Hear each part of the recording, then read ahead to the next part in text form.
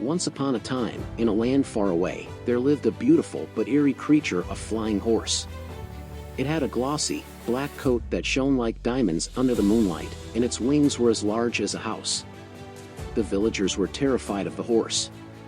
They believed it was a dark omen, a sign of impending doom.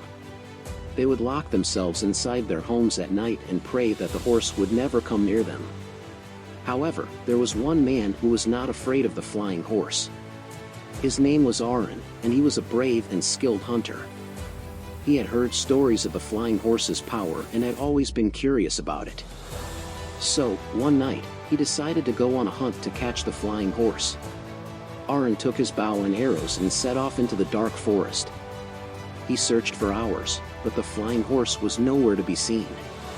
Just as he was about to give up, he heard a loud whinny coming from above. Erin looked up and saw the horse flying towards him. Erin was amazed by the horse's beauty, but he could also sense its danger.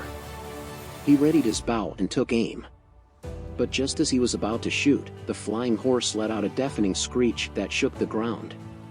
Erin's arrow missed its mark, and he was knocked off his feet. The horse landed gracefully on the ground and stood over Erin, staring at him with its big, black eyes.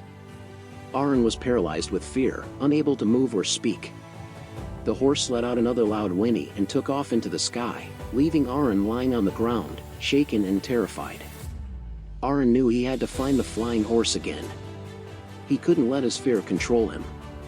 He spent the next few days tracking the horse's movements, and eventually, he found it perched on a cliff, overlooking the vast expanse of the forest.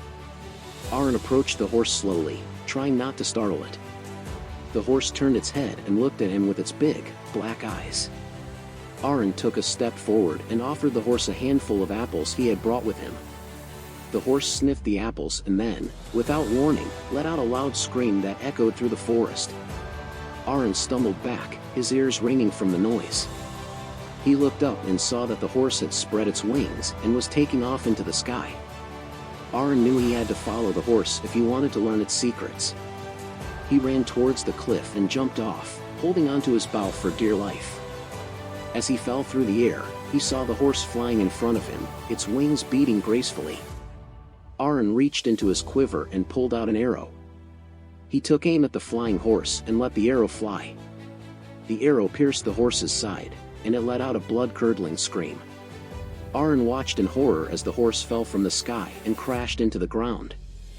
Erin ran to the horse's side and saw that it was badly injured. Its wings were broken, and its breathing was shallow. Erin realized that he had made a terrible mistake. He had let his curiosity and his desire to conquer his fear lead him to hurt the beautiful creature. Erin sat beside the horse, holding its head in his lap. He cried as he watched the horse take its last breaths. As the horse died, it let out one final scream, louder and more haunting than any sound Erin had ever heard.